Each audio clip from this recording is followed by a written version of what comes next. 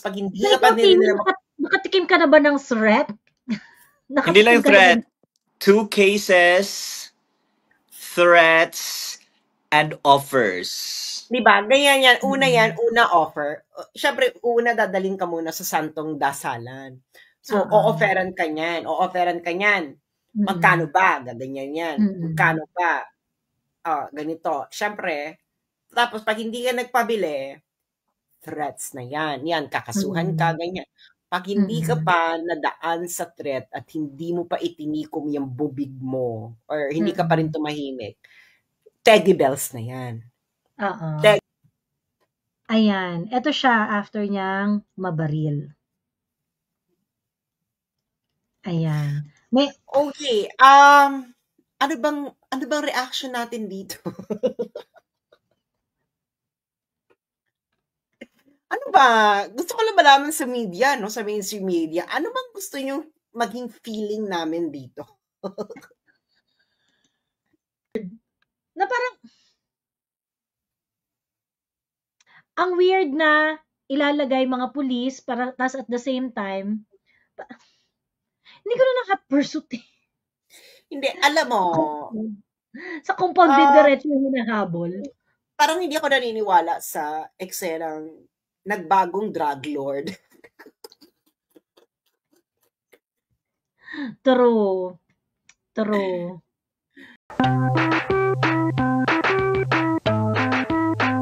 Talagang tutubi sa parang na lalapit, ganyan, and ayun na nga, tapos sunod nga ako sa Pilipinas, nung bago ako umalis ng bago, itong papunta ngayon dito sa China. May mga alam akong entrapment. Alam mo yon na lalo na nung Love the Philippines video, putang ina. Ang dami kong messages, hindi ko na lang sasabihin kung kani-kanino mga nanggaling, ganyan. Hoy, pwede pa tayo magkita. Hoy, ganyan. Chorva, ganito, ganyan. Meeting. Pag mga ganyan, alam mo na ibig sabihin yan. Ibig sabihin yan, they will buy you off, ganyan, etc. Kaya ako, hindi ako nakikipag-meeting na ano bang pagmimitingan? Ano bang yung ayaw mo na surprise meeting, ganyan. Ano ba yan? Ano bang topic natin? Kailangan may agenda. Ayoko nang pinag-aaksaya ako ng sa Pilipinas pa naman ang meeting, Diyos ko day, parang walang kumpay na short talk. Anyway. Hi Rain, hi Tio. Hi! Look at Ray, na-disgrasya siya. Nangyari sa'yo? Long story, chika ko na lang sa'yo pag mag-usap tayo. Pero oo nga. So hindi kami maka-extend. Nakakainis. Songkran. Hassle. Live pala. So ayun ang eksena. Kaya nung nasa Pilipinas ako, talagang very, very, very, very careful ako kung sinong kinikita ko. Hindi ako lumalabas. Talagang ang sakit sa ulo na parang alam ko to, sabi ko, ayoko kasi sa Pilipinas kasi you will be treated like a cattle. Alam mo yon na ito sabi ko, bakit? Parang alam mo yon na and that's why when actually talagang sabi ko talaga hindi nung pagdating pa lang ng Pilipinas, kahit nung election pa lang, sabi ko talaga hindi ako magtatagal. Sabi ko hindi ako magtatagal sa Pilipinas. Hindi ko kaya yung change of culture. Kasi galing ako ng Netherlands tas Pilipinas. Hindi ko kaya yung ganitong para kayong dog eat dog society. Well, makikita mo na naman talaga yung sa social media yung dog eat dog, no? Pero iba talaga pag nandun ka na sa ground, nandiyan na nakikita mo na yung mga tao na para talagang eksenang para talaga kayo nasa Lion King with the hyena. Feeling ko talaga para kang si Simba with the hyenas, ganyan. And kaya ayon ang eksena. So I'm prepared for all these things kasi alam ko naman yung tactic nila eh. Una, ganito ang tactic nila. Una, they will buy you. And if they cannot buy you, And they this will club. if they cannot buy you, they will threaten you in Ah, all sorts of things. Kakasuhan ka, gagawa ng kaso. Ayan, ito mga nangyayari ngayon, no? Gagawa ka ng kaso. So, Tapos pag hindi so ka pa ikaw, Timmy, nila nakatikim ka na ba ng threat? Hindi lang Nakatikim ka na ba threat. ng... 2 cases, threats, and offers. Diba? Ganyan yan. Una offer. Siyempre, una dadalhin ka muna sa santong dasalan. So, o-offeran ka niyan. Magkano ba? Gaganyan yan. Magkano ba? Ganito. Siyempre, tapos pag hindi ka nagpabili, threats na yan. Yan, kakasuhan ka, ganyan. Pag hindi ka pa nadaan sa threat at hindi mo pa itinikom yung bubig mo or hindi ka pa rin tumahimik, teddy bells na yan. Oh my God. Feeling ko yung first 3 phases nangyari na sa akin, ang last na lang sas. Ayun na nga. Andun na nga sa last eh. Ako nga may 3 years pa yan, no? Malay mo, hindi makapagpigil or whatever. Tapos, kaya nga, ang gusto nila ay I have to be physically present doon. Kasi because that's the only way they can do the 3 phases. No, they can do the last one. The last phase, Yeah. Girl, ang dali-dali niya, no? They're already doing 1 and 2 eh. Oo. Ang dali-dali lang gawin yan. Ang gagawin lang nila yan, kunwari, si Sas na hold up. Or pwede rin na pagdating ko ng airport, may tanim droga. Ganyan yan, girl. Alam kaya ako, what is silumin? Dahil gumagamit ako ng Joy dishwashing liquid. Lumen. Tide yung gamit ni Lumen? Ano ba? Pero ang gagawin talaga niyan, pero pag ganyan kasi ng reach, ang gagawin talaga niyan, first they will totally destroy your credibility bago ka pamategi. So ang gagawin kasi, kung mategi ka kagad, di basta lang sisikat yung mga sinulat mo. Correct. Dapat wasak ka muna bago ka itegi. Bababuyin, wawarakin muna nila yung pagkatao mo, ganyan. Sorry naman, nagwawala sila. Surf pala. O nga pala, si Wise namin. Surf. So ganun ang gagawin, wawarakin. Kaya nga, ang feeling ko talaga, pag halimbawa, no, the moment that I set foot, girl, in any airport in Manila, alam ko yan, magkakaroon yan ng tanim. Talagang gagawa sila ng eksena na tanim droga, tanim ganyan. Yung pinaka-bonggang-bongga kasi ang gagawin nila, gusto nilang bababoy ako sa followers ko. Kasi yun ang target nila eh. Ano ba naman yung tatanggalin mo lang ako? You amplify my voice. So yun ang gagawin nila. So syempre gagawa sila ng narrative. Kita mo si Sas merong ganyan, merong ganito si Sas, eksena. So bababoy yung pagkatao. Tapos saka kanila buburahin sa mundo. Ganyan yan. Ganyan ang eksena niyan. Hello naman, no? Para namang akong pinanganak kahapon. So, kaya ako, parang sitting pretty, ganyan, okay, parang hindi naman kawalan. Wala man akong point para umuwi. Parang wala naman akong bahay dyan. Wala naman akong properties. Wala naman akong inaalagaan. Wala talaga. Walang urgency to go home. I have zero reason to go home. At alam ko, of course, I'm already thinking ahead of what they might think that make me go home. To those who are thinking that, I'm telling you, I am already at the point of heartlessness. So even if you do that, wala lang. So sayang lang din. So parang wala din. Pero alam nyo na yan, yung mga nakikinig ng gustong gumawa ng gurgur levels, even if you do that, hindi nyo pa rin ako mapapabalik. Yun ang masabi ko, na parang kaya kong magtiis. Kaya kong tiisin yung gagawin nyo dahil alam ko naman ang inyong modus operandi sa buhay. Diba, Tio? Correct. Tapos hindi ko maintindihan lang sa kanila is they would go that far just to silence you. Kasi wala silang for example, wala silang magamit against you or wala silang ma-refute against the things that you are posting or saying on social media.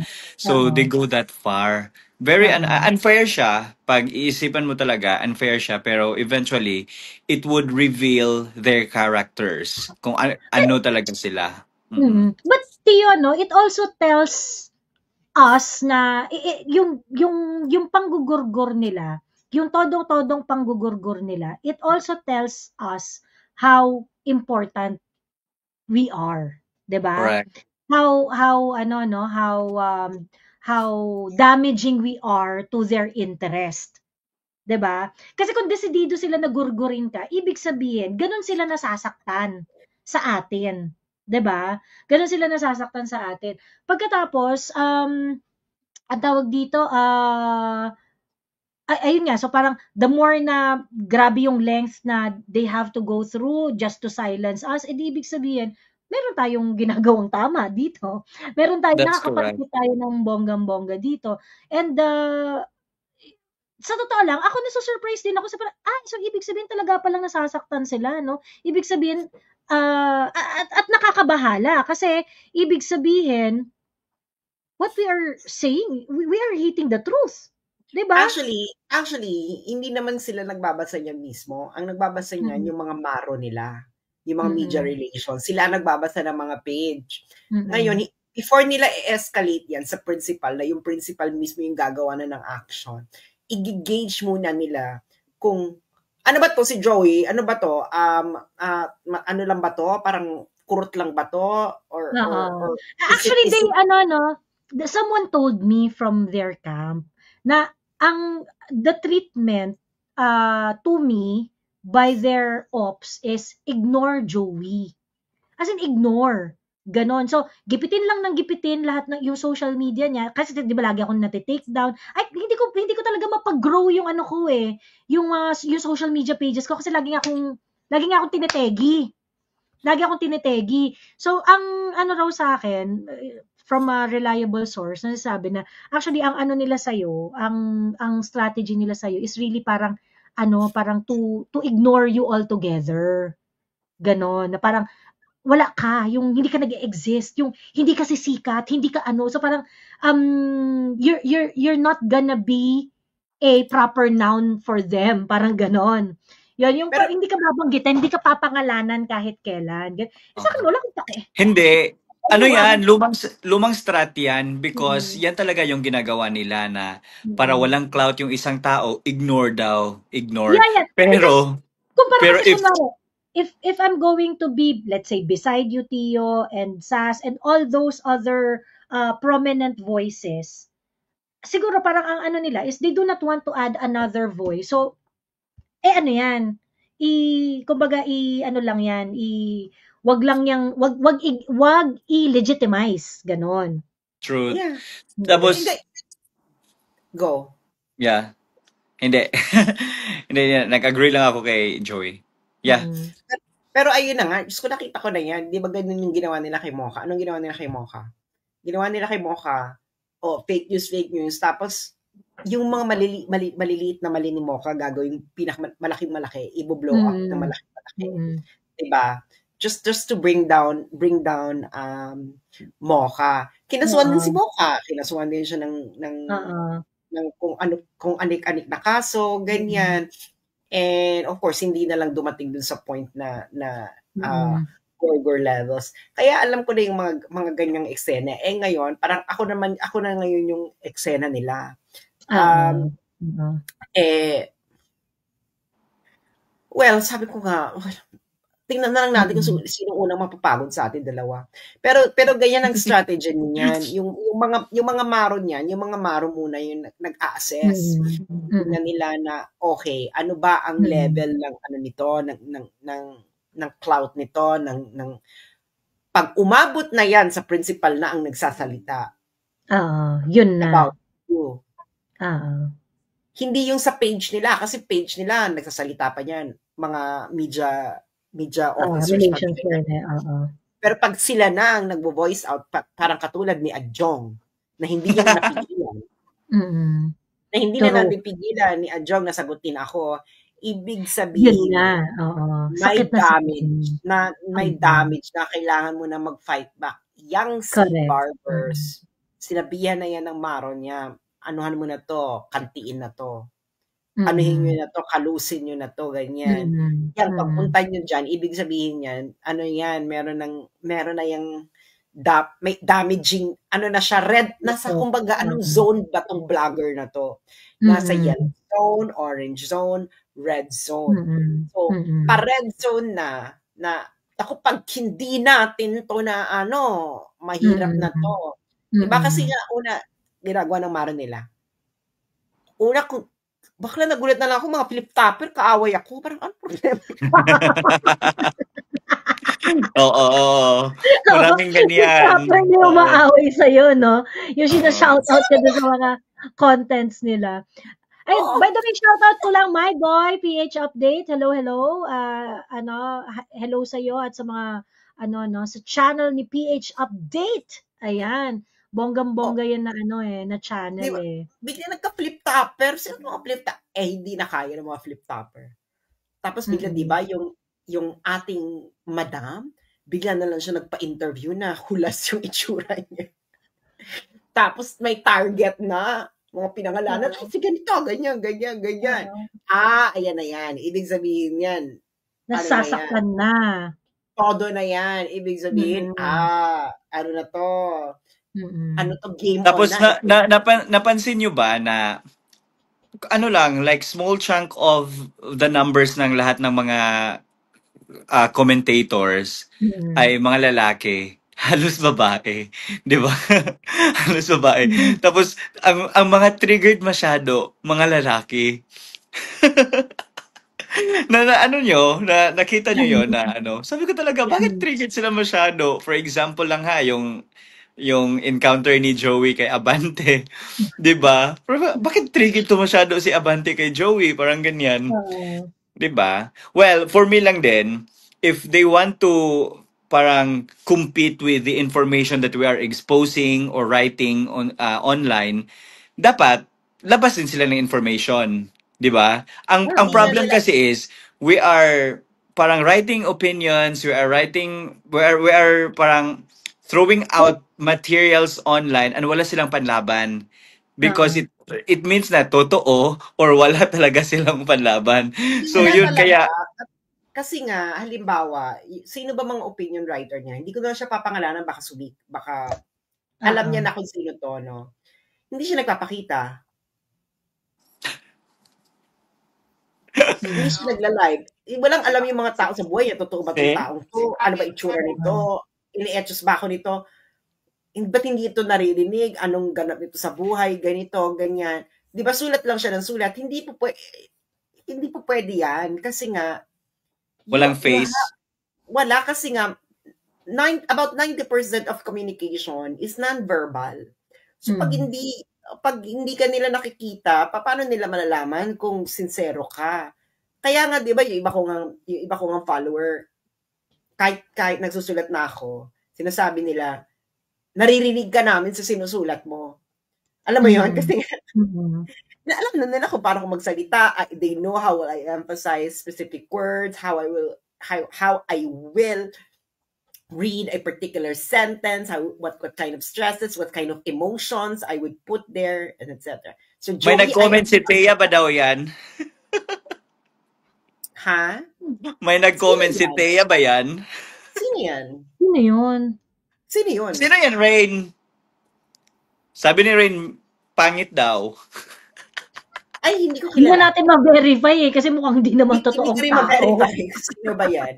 Anyway, tapos ang eksena nun, todo sila na mahal yang syempre pag mag-hire ka ng character assassin. Katulad dito biglang mga nagsusulputan uli na naglaylo sa vlogging. Biglang bumalik ka uli, ma'am, tapos character, mahal yan at napapagod yan, no? Syempre may hazard pay, no? May hazard pay, ganyan. Tapos ang mga maro i-gauge nila yung mga character assassin kung gaano ka-effective. Bakit, paano kung hindi ka pinapansin nung kinakarakter assassin mo? Correct. Lugi negosyo. Lugi. I learned that from you, Sas, actually. Ha? I learned that from you. Di ba sinabi ko na sa inyo? Kasi noon, 'di ba alam niyo naman yan na patola talaga ako, 'di ba? Kung ma-mention lang ng konti yung name ko, papatulan talaga kita. Hindi kita tatantanan, 'di ba ganyan? Pero ngayon na, for example, yung mga faceless accounts sa Twitter, pero may mga following, attack sila sa akin. Sabi ko, wala akong pakialam sa inyo. So wala sila nakukuhang materials from me kasi hindi ko na sila pinapatulan. So feeling ko, sorry. Tapos after that, because ini-ignore ko sila, hindi na ako ang topic nila. So tama si Sas na napansin siguro na ineffective yung approach kaya hindi ka pinapansin. Yan. Gaano ba katagal nilang ikikeme? Diba? Gaano ba nila katagal ikikeme to? May contract yan sila 1 week na blasting na bardagulan, diba bardagul namin. Pag hindi mo pinatulan yan, hindi na sila effective. Kita mo, na yung mga flip-topper hindi sila makakakubra. Well, makakakubra sila kasi kaliwa naman yan ng first. Wala nang next. Wala nang next. Sa harap na uli sila ng mas bongga. Kasi nga, yun na ang problema nila. Hindi ko na sila pinapansin. So, ano gagawin mo? Hindi magdadak ka dyan. Makakakuha ka ba ng following? Paano ka makakakuha ng following? Same following mo yan. Hindi naman alam ng mga followers mo kung sino ko ang point pa niyan, pag ina-atake mo ako na ita-atake sa page mo, tapos hindi naman nila ako kilala, ang gagawin pa nila, pupunta pa yan ng page ko. Dahil sino ba ito? Yan ang nangyari. Sino yun? Yung The Adobo Chronicles? Alam nyo yan? Kasi, nag-send siya ng friend request, tapos hindi ko siya kilala. Sabi ko, sino ba to? Ganyan. Tapos nagko-comment siya doon. Mga negative yung kino-comment niya. Tapos nakita ko... Sa'yo. Oo. Nakita ko yung Adobo Chronicles, siya pala. Tapos sabi ko, ganyan. Then there was one time, pinatulan ko siya. Isang patol ko lang sa kanya. I was blocked. Like, sabi ko, putang ina. Ako binablock ko na lahat ng wala sa hulog pag check ako rin. Same now sa akin. Tapos yung yung profile ko. Doon ko na-realize na tumatanda na ako sa social media. Tapos yung yung nagba-block na ako. Walang pag-asa tong putang inang to. Block, sige. Correct. Yung sa ko naman, sa comment, yung settings ko naman ng who can comment on your post, naka siya ng friends and established followers. Ibig sabihin, kailangan pina-follow mo ako ng more than 24 hours bago ka makapag-comment. Kasi, controlling lang yan. Hindi sila mag-follow kasi ibang bayad yun. Ibang bayad sa mga troll farm pag ipa-follow ka nila. Tapos mahal pala ang troll farm, no? Ay, girl, mahal yan. Kasi nga, mahal talaga yan. Kasi nga, di ba yung isa nga dyan bigla na lang sumulpot, sinabi niya sa amin na meron siyang troll farm. Na meron talaga siyang operations. At alam niya kung magkano, sinasabi niya kung magkano yung operations niya. Kaya nga, sabi ko, nung sumulpot siyang ganyan, na sabi ko na lang, business is business. Gumana talaga ako. Business is business. Pero yun na nga, pag ako, may mga nakikita ko mga bagong page na nagsusulputan. Sabi ko, ano to? Asset. Tangible assets. Ginagawa ko, binablock ko. Tapos minsan kasi, chinecheck ko kung sino yung mga nagtatag sa akin. Kasi, hindi ako nagkakaroon ng notification pag tinatag ako . So, minsan, tinicheck ko yung mga nagtatag sa akin kasi makikita mo sa settings. Binablock ko. Binablock ko yan. Pala na kayo. Problema nyo na yan. Diba? Ganyan na ako ngayon. Even if ang nakikita ko, bring PRRD home, tapos negative yung comment sa akin, block ko na siya. Wala akong pakialam sa'yo. Bahala. Hindi kasi nagmimimik sila. Oo, may nagmimimik nga. Tapos, 2,000 plus na. In building a page, That's also their technique ha. Kasi the fastest way para makapag-build ka ng organic na Yes. following, mag-Duterte ka. Yes, O kaya may makikita ka pagkatapos, dyan. May mga nakikita ka dyan, bring him home. oo. Oo. Pagkatapos, maya-maya, ayan na, iba na yung kanta nung account. Iba na yung tono, ganyan. Nagparami lang ng following. Nagparami lang ng following. Kaya nga, may mga nagparami ng following. Kaya yung mga ganyang eksena, ayun na nga. So ngayon, hindi nila ma-report itong account ko for impersonation. Kasi sabay nilang ni-report to for the motherland saka ito Ito yung nakaligtas. Kasi nga, aware yung Facebook na matagal lang tinatarget yung page ko. Ilang-beses akong na So ngayon, ang eksena ng buhay nila, follower mo ako, Sas, na block mo ako. Mag-appeal ka sa Court of Appeals. Ano ginawa ko? Well, hindi ko rin alam dahil hindi naman kita kilala. Malamang may ginawa kang hindi ko gusto, kaya ka na-block. Ganun lang kasi yan si Midori, ano yan? Atin talaga yan. Abang malay ko. Mag-appeal ka sa Court of Appeals, sige. Sige. Sinasabi ko nga sa inyo, di ba? Wala pong democracy sa aking page because hindi po ako gobyerno. Hindi po ako estado. Ito po'y para kong bahay. If I don't like you in my house, get out. You're going to be sent out. Ganun lang yan. Anong pangalan niya? I-check ko nga. Midori Osenberg. Midori? Si Sas talaga ang spirit animal ko sa social media. Yan na, ang block na kita. Pero, ayun. Na success na ang ating appeal, Midori. Appeal granted. Ayan. Si Joey ang barangay ko Si Joey ang barangay ko Pumapila ka sa barangay. Ayan. Nakakaloka na. Ha? Sige, hindi mo muna yung mo. Pero ako talaga niyan, yun na ang strategy ko. Sabi ko, hindi mo kayo kawalan kung mablock ko kayo mga trolls. Kasi sinasabi nila, di ba, pamparami din yan ng engagement. Actually, that's not correct. Hindi yan pamparami ng engagement. Ang mangyayari pa niyan, pag nandyan sila, tinatroll-troll yung page mo, magiging unattractive yan sa mga tao. Kasi ibig sabihin, bakit ang daming umaaway dito? Ganyan ang eksena. Kasi ganyan ang strategy ng trolling para pagmukain na maraming umaaway sa'yo. Gets ninyo? Ganyan ang eksena. Ako, puta kayo, block. Basta daway mo ako block. Dahil wala akong panahon na i-gauge kung ikaw ba ay troll, ikaw ba ay nasa troll farm o hindi. Basta pag wala sa hulog, pag hindi ko bet, block. Yung iba ba dyan, girl, na sila, matyaga sila, naghihintay talaga silang lumagpas ang 24 hours, saka magko-comment. Grabe, no? Ako, effort talaga. Exit muna ako, maligo muna ako, galing ako airport. Balik ako later. Sige, balik ka. Ganun lang yan. Antay ng 24 hours, wala sa hulog, block. So ang kasi niyan, nag-aano talaga sila, engage mo sila. Tapos ito yung mga binabanggit-banggit, 'di ba? Alan Troy, 'di ba sa mga news. Alam mo kung bakit nila ginagawa yan?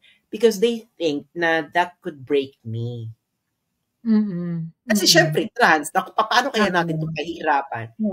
Ako sabi ko, hindi pa kayo, problema nyo na yan. O di, gamit sila ng gamit. Kasi nga, diba, ganyan yung impression nila. Tapos magsusulat pa ng, they would really try to find your breaking point. Ngayon, if you have a breaking point, magbe-break ka talaga. Kaya nga ako maingat ako sa mga taong alam kong maraming breaking points ito. Pagkatabi ko to, hindi magiging maingat ako dito dahil Diyos ko, dahil alam kong one day isasangla ako nito sa Cebuana Luwili. True. Very important. Ako, ganyan din ang patakaran ko sa buhay. Ganon. Ayoko masyadong maano sa mga maraming, alam mo yon, yung mga of questionable kasi nga sooner or later mahirap na. You can only rely on yourself. Ayun. Ruth L. Rivera, pumunta ka po sa barangay, i-PM mo po ako. Ayan. At para maipasa natin ang iyong petisyon sa Korte Suprema. Ayan. Nakakaingit naman kayo sa akin, ang basher ko lang Nutriban. Kasi na-attack ko si Heidi Mendoza. Pag ganyan, ano mo na rin yan, i-block mo na rin yan. Diyos ko naman, ang hilig nyo kasing. Block lang! Oo. Kasi ako talaga, pag inaaway ako, titingnan ko talaga kung totoong tao halimbawa sinusundan ako, kung totoong tao to. I-background check, titingnan ko rin yung page niyan. Sabi ko, ano bang background na to? May mga, posibleng may mga friends tong mga swing. Kung may mga friends itong mga swing, kasi titingnan mo naman kung ano yung, kung anong klaseng taon to, hinahayaan ko yan, kahit magwala pa siya sa ko. Kasi, tuwing magko-comment siya sa page ko, lalabas yung content ko doon sa mga wall ng friends niya. So, makikita nila, mababasa nila ako. Pak! New captured audience. Charot. Taro. Ayan. Anong hinahanap nito na post ni... Teka lang sorry. Anyway, ang tawag dito, pag-usapan na natin itong nangyari dito kay Kerwin Espinosa. Okay, hit it. Si Kerwin Espinosa, I think yesterday yata or yesterday, it was yesterday, no? Yesterday was the other day. Basta nangangampanya siya, binaril siya during the campaign. So ngayon, tinamaan siya dito. So may mga video na nagkalat, mga upuan, maraming dugo, ganyan-ganyan. And nagkaroon pa raw ng car chase doon sa, ito nakakatawa sa report ng PTV4. Nagkaroon raw ng hot pursuit. Pagkatapos yung hinahabol daw ay pumasok sa isang compound. Pumasok sa isang compound yung hinahabol nyo. Hindi ba dapat pagka ganun, nahuli nyo na yan kasi pumasok sa isang compound. Ayan, sa PTV4 yun Teka. Teka, na kay Darwin Cañete. Darwin. Wait lang ha.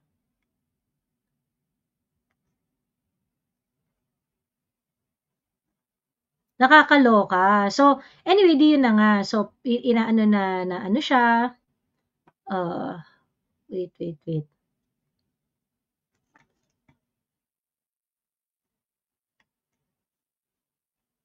Teka lang ha. At napakabagal ng aking, Ayan, okay. Eto. So, nung nagkaroon na ng report tungkol dun sa barilan. Ito yung report na to galing sa PTV, sa PTV, ayan. Okay, so ito yung news update niya. Sabi, 7 tauhan ng Ormoc City PNP ang itinuturing ngayong persons of interest sa pamamaril kay Roland Kerwin Espinosa. Si Roland Kerwin Espinosa, ito yung anak ni Jaguar. Si Jaguar, namatay siya sa war on drugs ni PRRD before. Okay? Pagkatapos, ayan, na tumatakbo na alkalde. Ngayon, si Kerwin, yung anak, nagtago ito nung panahon ng, he was in jail. He was in jail nung panahon ni PRRD, pagkatas nakalaya nilang tinito recently. Lumabas din sa paunang investigasyon na sniper ang bumaril kay Espinosa na ikinasugat ng 2 iba pa. Pagkatapos ng pamamaril, isang SUV daw ang mabilis na umalis sa lugar na pinaniwala ang sinakyan ng mamaril. Sinundan ng mga pulis ang kumaripas sa sasakyan hanggang sa pagpasok nito sa isang compound kung saan inabutan ng mga operatiba ang 7 tauhan ng Ormoc City Police na pawang nakasibilyan. Hindi ko... Okay. Hot pursuit pagkatapos biglang pumasok sa compound. Tapos nung pumasok sa compound, inabutan ng mga operatiba ang 7 tauhan ng Ormoc City Police na pawang nakasibilyan. Oh! Hindi ba dapat problem solved na? Yung pumasok sa compound at kung sino nakita nyo doon? Hindi ba dapat problem solved na? Hot pursuit Ayan sinundan ng mga pulis ang kumakaripas sa sasakyan hanggang sa pagpasok nito sa isang compound kung saan inabutan ng mga operatiba ang 7 tauhan ng Ormoc City Police na pawang nakasibilyan. So, police, yung tumira. So, agad na inaresto ang mga pulis na itinuturing ngayon persons of interest. Kabilang ang 2 opisyal at 5 non-commissioned officer.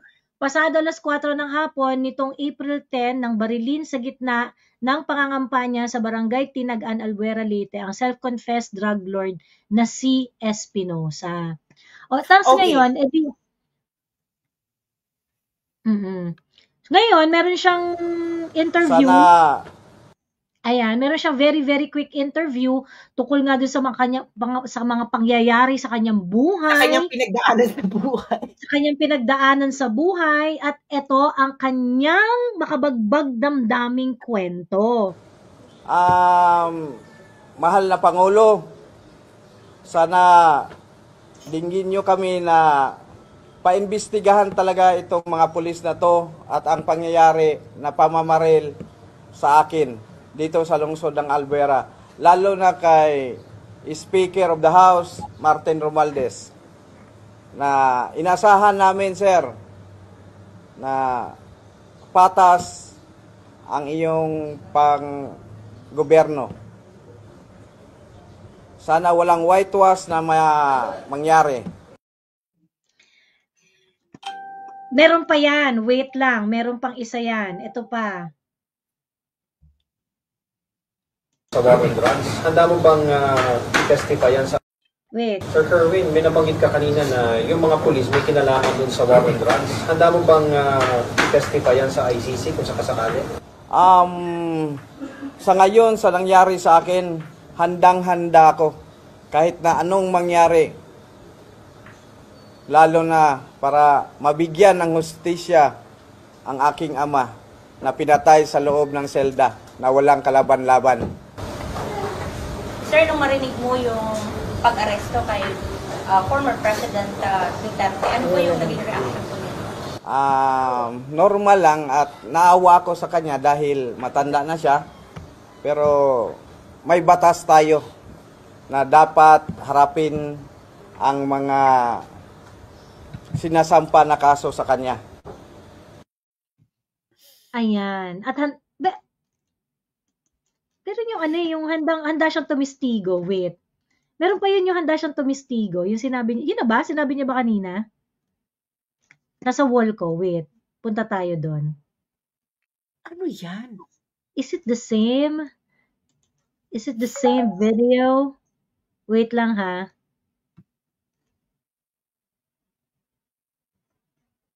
Ito. Kerwin, may nabanggit ka kanina na yung mga pulis may kinalaman dun sa war on drugs. Handa mo bang testify yan sa ICC kung sakasakali? Sa ngayon, sa nangyari sa akin, handang-handa ako. Kahit na anong mangyari.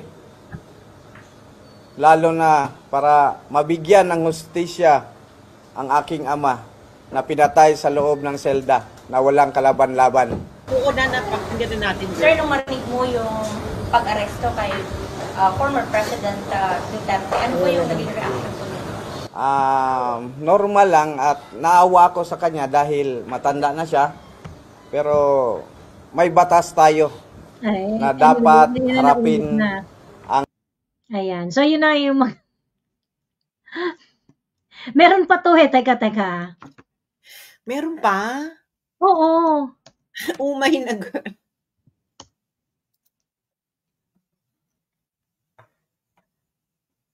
Teka, asan na ba yun? Ito!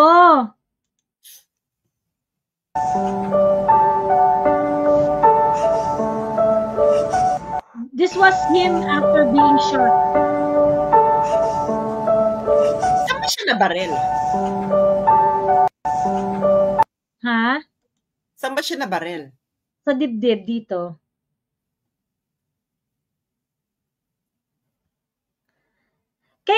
Nang nabaril siya, bakit kailangan ng sling dito kung dito yung pagkabaril? May naputol siguro. Kaya may kailangan ng Oh. Ayan, eto siya after niyang mabaril. Ayan. Okay, ano bang reaction natin dito? Ano ba? Gusto ko lang malaman sa media, no? Sa mainstream media. Ano bang gusto nyo maging feeling namin dito?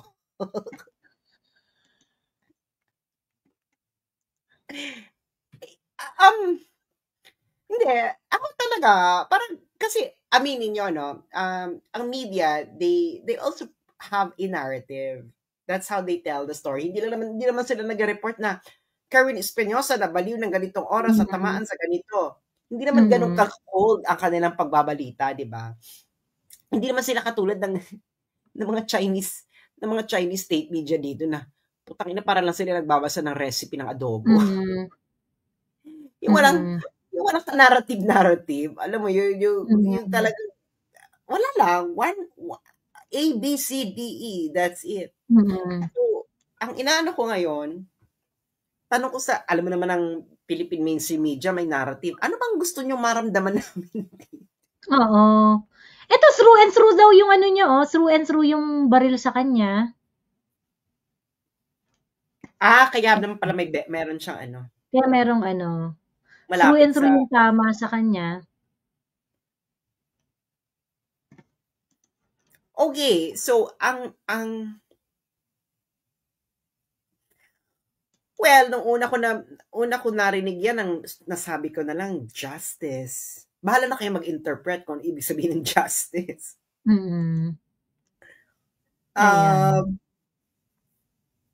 Ano ba? Wala. I-close mo na, girl.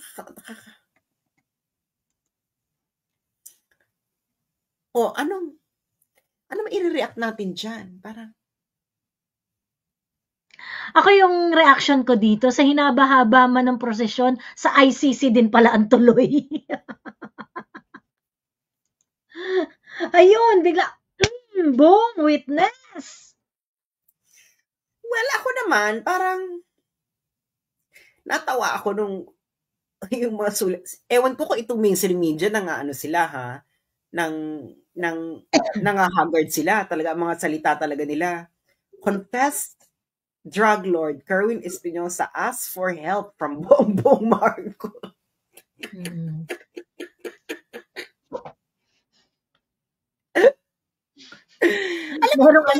Merong very, very subtle na clapback, no? Inaano ko talaga na, nangasar ba kayo ng gobyerno? Parang, di ba, self-confessed drug lord Kerwin Espinosa asked for help from President Bongbong Marcos and House Speaker Martin Romualdez. Tapos yun nga, yung well, the red flags here are parang hindi siya masyadong critical as they initially portrayed. That's number 1. Number 2, yung humihingi siya ng tulong kay Martin Romualdez. I mean, lalong-lalo na. At lalong-lalo na. Oo, kay Martin Romualdez siya humingi. Then number 3, biglang willing na mag-testify sa ICC. Ayan. Kaya Senator Amy, bilis-bilisan mo na. Kitang-kita na namin ang connection dito. Sa banda dito. Kitang-kita na namin dito. Sa banda dito, Senator Amy. Bilis-bilisan mo na dyan. Ayun. Ang ko naman yan, ang eksena ko dyan is, yan talaga yung red flag mo. Ako, ang red flag ko na nga, tumatakbo siyang mayor. Ang napanood mo yung napanood mo yung nagpunta siya ng Quadcom, tapos yung umiiyak siya. Oo, napanood ko na yan. At tagal Napalabas na natin yan before. Napalabas na natin yan before. Nakakaloka na parang, ang tagal naman ng red flag mo, yung red flag mo talaga, hindi siya masyadong sagutan. Ako talaga, ang red flag ko talaga, natakbo siya mayor. Buhay pa. Alam mo yun na parang, binuhay ka pa, be? Parang,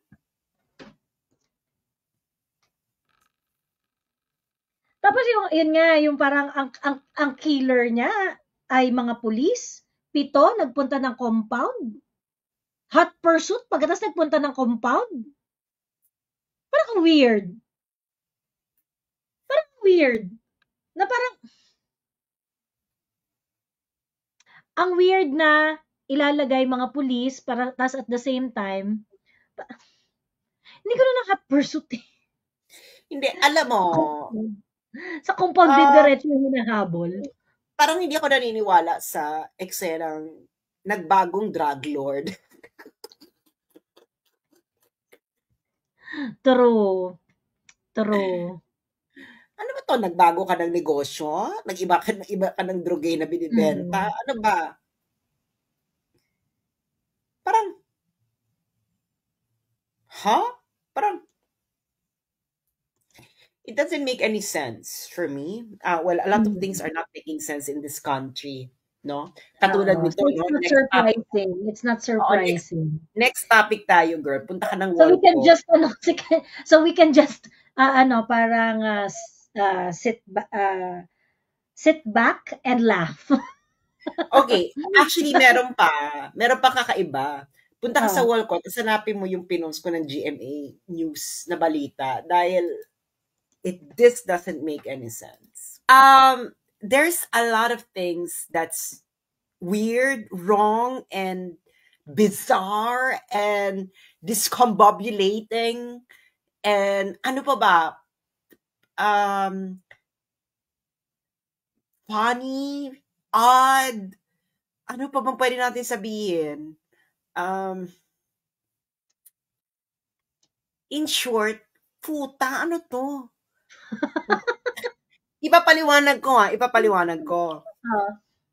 May nagreklamo. Chinese businessman. Kasi may nagtitil, sumusunod sa kanya, ilang araw na. Hinuli ng pulis. So nagkaroon ng enkwentro, binaril ng pulis yung gulong ng sasakyan. Di ba parang matamaan pa yung isa. Tapos nalaman nila, sundalo pala, ISAF po ay intelligence ng Special AFP. Action Force. Ng AFP, di ba? Okay, there's a lot of things that doesn't make any sense here. Why? Bakit ang pakiramdam ko, barangay chairwoman, para itong naudlot na kidnapping?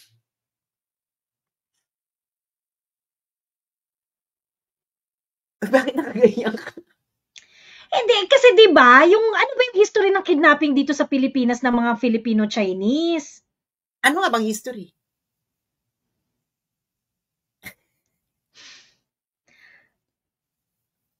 Mga MIU, ang mga kidnapper, either some of them are, wala na sa service, yung iba nasa active service.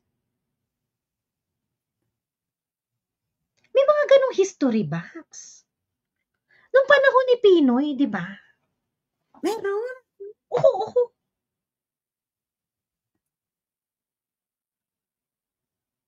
Hindi ba? Bakit? Why am I feeling?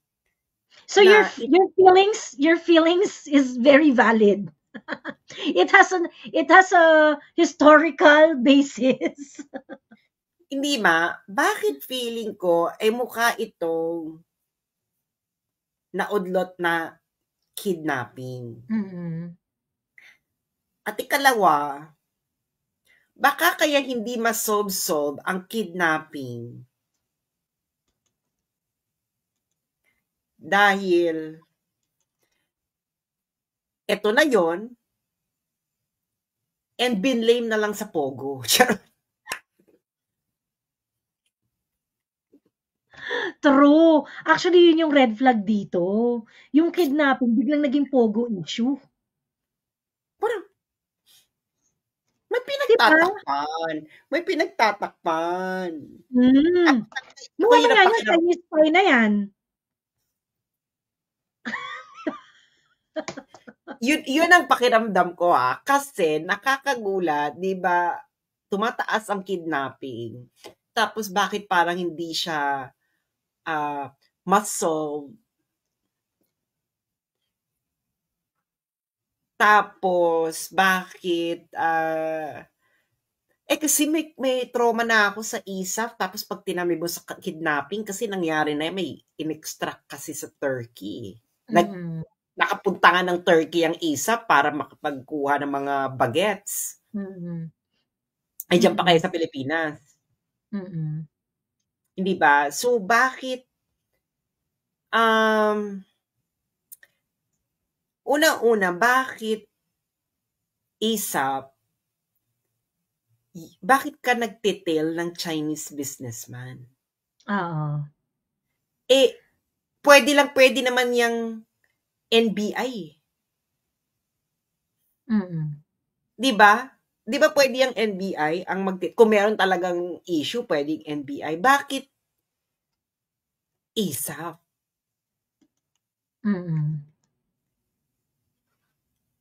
Well, parang ganon, hindi ba? Na bakit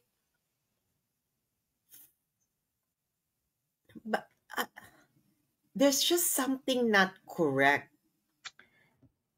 Kaya hindi masasolve tong mga kidnapping. Ako, I'm not very positive. Yung pinag-usapan natin to last night, no one's safe. I am not very positive that they can resolve this. Yung palang pagtatakip nila dun sa issue na it's related to Pogo, ganyan. At even Happy Toothpaste is saying na kasi mukhang may kinalaman to sa Pogo Kinembular, ganyan. Parang bakit Pogo na naman? Bakit Pogo pagkatapos merong ransom? Parang weird naman yung Pogo. Hindi, bakit? Hindi, di ba sabi daw, akala ko ba pinadeport yun yung mga Pogo? Oo. O bakit hindi may Pogo ulit? Kasi ganito kung Pogo to, Pogo operation and things like that, ganun, na pinag-aawayan nila or may ransom eh. So parang, hindi ko gets. Kung awayan to sa teritoryo ng Pogo, 'di ba? Diretso katayan na yan. Bakit ka magkakaroon pa ng ransom? Para makuha daw yung yung hindi binayad or something. So, ibig sabihin, sugarol dapat yung, kung kukunin yung, kunwari, yung pera is not for ransom, it is for debts. Ganun ba? Girl, I don't know how this criminal works, pero it's very, very coincidental na biglang merong ganitong balita na ISAF tailing a Chinese business. Actually, nagkaroon tuloy ng credence yung security warning ng China. Yeah. Totoo nga yung sinasabi nila. Bakit mo tinitail? Diba? So, why are you tailing? Actually, lalong tsaka na nga ang kondisyon natin ngayon pagdating sa mga tourists and investors, ito pang balitang to, I'm pretty sure, mas dadagdag. Pero yun talaga ang pakiramdam ko nung pagkatapos kong mapanood yan na bakit something is off and bakit ang pakiramdam ko dito? Oo. Na ang feeling ko dito is this is a foiled kidnapping. Oo. Diba? Foiled kidnapping. Alam mo, hindi lang, yan at sino yung behind dyan? At ba't hindi ito masolve? At hindi yan masasolve. I think it is never gonna be solved. I'm so sorry. I'm so sorry, Philippines. I'm so sorry, Philippines. Yung alitagtag nga, parang nawala lang sa chikahan niyang alitagtag. Oo. Yung ganito ka-serious na crime, kasi this would have kasi negosyante itong involved itong recent na pinatay eh. This is not just a simple crime and na kinidnap, pinatay, ganyan and things like that. Because it will also have some chilling effect dun sa mga investors eh. Na would you like to do business here, ganyan, kasi kapag dinala mo pagka nagpunta ka dito, nandito yung family mo, at dito ka nagnegosyo, dito ka nag-set ng roots, ganyan, yung mga ganyang bagay, hindi ideal place ang Pilipinas. So may mga consequences to. Kumbaga, of course, syempre, yung mga ordinaryong tao na napapatay ng mga sindikato and things like that. Problema 'yon. Pero ito kasi dahil nga may aside from the usual crime, meron tong economic implication eh. Oo, meron.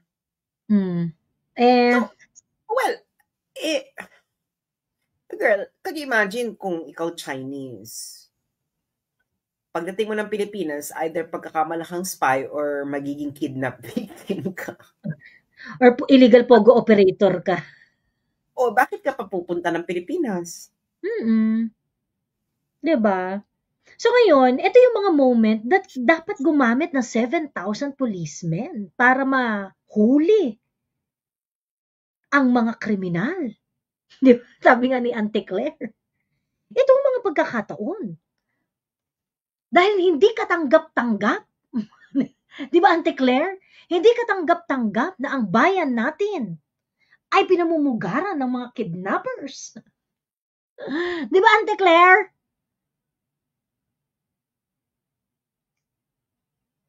So, ngayon, gumamit kayo ng 7,000 na pulis para arestuhin si Pastor Kibuloy. Paano to? Yung mga krimen na ganito, yung mga sindikatong ganito, ito dapat yung ginagamitan nyo ng sangkaterbang pulis in order to dismantle all the kidnapping syndicates.